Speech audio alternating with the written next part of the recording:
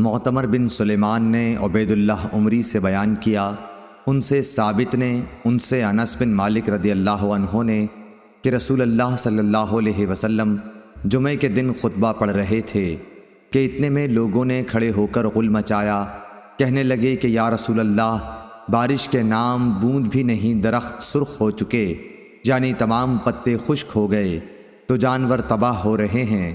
آپ صلی اللہ علیہ وسلم اللہ تعالیٰ سے دعا کیجئے کہ ہمیں سیراب کرے۔ آپ نے دعا کی کہ اے اللہ ہمیں سیراب کر۔ 2 مرتبہ آپ نے اس طرح کہا۔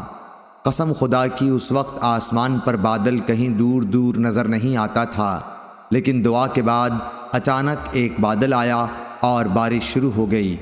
آپ ممبر سے اترے اور نماز پڑھائی۔ جب آپ نماز سے فارغ ہوئے تو بارش ہو رہی تھی اور دوسرے جمعے تک بارش برابر ہوتی رہی۔ پھر حضور اکرم صلی اللہ علیہ وسلم دوسرے جمعے میں خطبے کے لیے کھڑے ہوئے تو لوگوں نے بتایا کہ مکانات منہدم ہو گئے اور راستے بند ہو گئے، اللہ سے دعا کیجئے کہ بارش بند کر دے۔ اس پر نبی کریم صلی اللہ علیہ وسلم مسکرائے اور دعا کی، اے اللہ ہمارے اطراف میں اب بارش برسا، مدینے میں اس کا سلسلہ بند کر۔ آپ صلی اللہ علیہ وسلم کی دعا سے مدینے سے بادل چھٹ گئے اور بارش ہمارے ارد گرد ہونے لگی، اس شان سے کہ اب مدینے میں ایک بوند بھی نہ پڑتی تھی۔ میں نے مدینے کو دیکھا، ابر تاج کی طرح گردا گرد تھا اور مدینہ اس کے بیچ میں۔